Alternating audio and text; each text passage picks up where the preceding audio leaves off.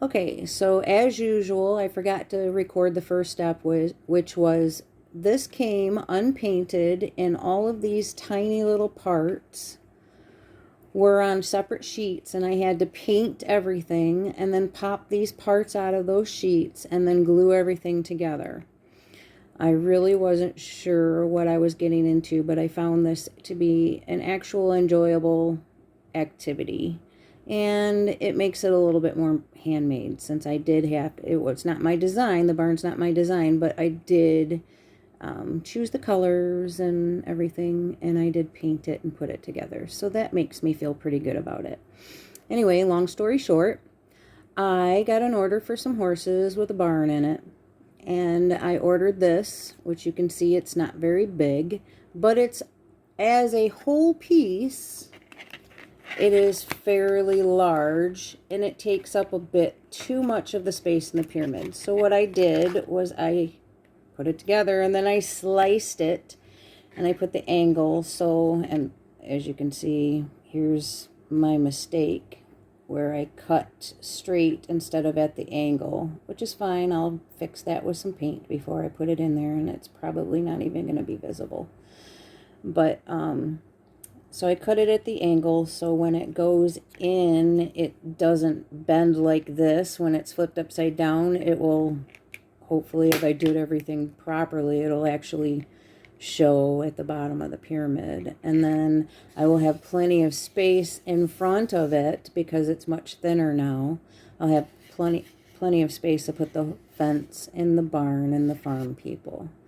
So that's the idea behind it, and I'll be showing, hopefully remembering to record everything along the way.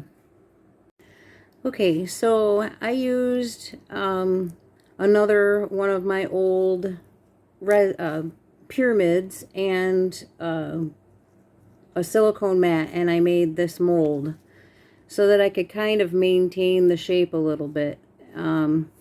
So I mixed a little bit of resin in with some sand, and I'm just going to push this kind of back towards the edge some, and try and work this in and over.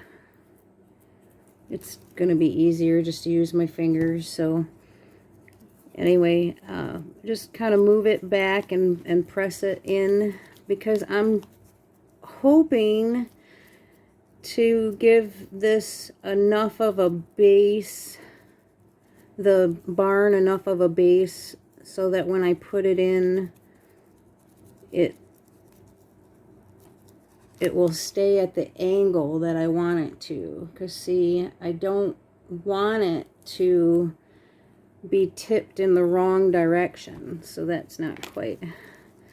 I want it to be straight on the bottom. So this is going to kind of represent the bottom of the pyramid. That's the idea anyway. And that, you know, this is all new to me too. I'm learning and hopefully teaching you as I learn. Otherwise, I'm teaching you what not to do. So I'm just trying to get it all the way across, because I really do want my barn to be able to stay in place. And I'm making it a little thicker towards the back, just because it's going to be supporting it a little bit on the back side some. And now I'm going to just, again, I'm trying to place it as far back as I can, but I don't want it to be leaning. See all this extra space I'm going to have now for the farm animals and everything? That's going to be the bottom of the pyramid. So what's going to happen after this sets up, hopefully the barn comes, it glues this, the epoxy glues the barn to this sand layer. It should pretty good, because I've got it pressed in there.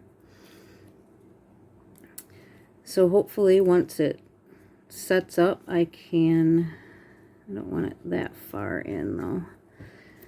I can peel this out, and then I will use another mold to do the back scenery. So that's what's coming next. So I've determined that the best way for me to be able to apply horses and animals or any of the people in here without it falling over, because you can't really set them upside down. They're going to fall over.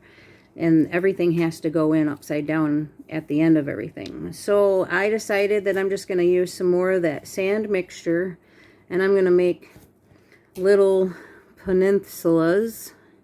Just kind of mash it down, making the little area that you want to set everything in.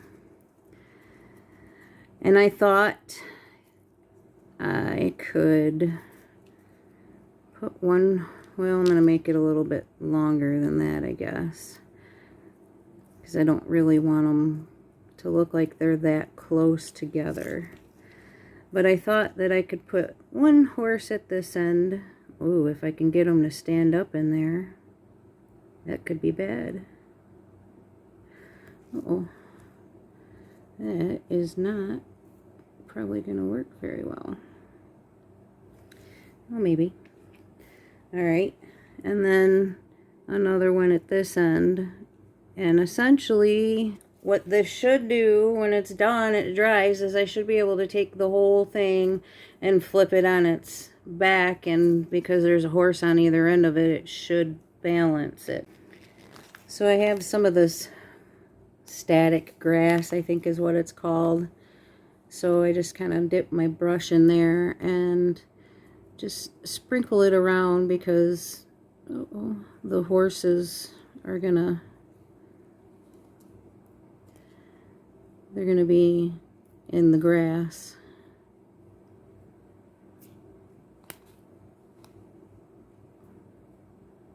I guess I should have done this before I put the horses in there. Lesson learned, so that's okay. We'll take this out and we'll clean them up, which they needed to be cleaned anyway because I touched them with resin on my fingers. Alright, so now I'm free to just sprinkle some of this on there because I want it to be grassy. Okay, and then you can put one over here. And maybe one this way.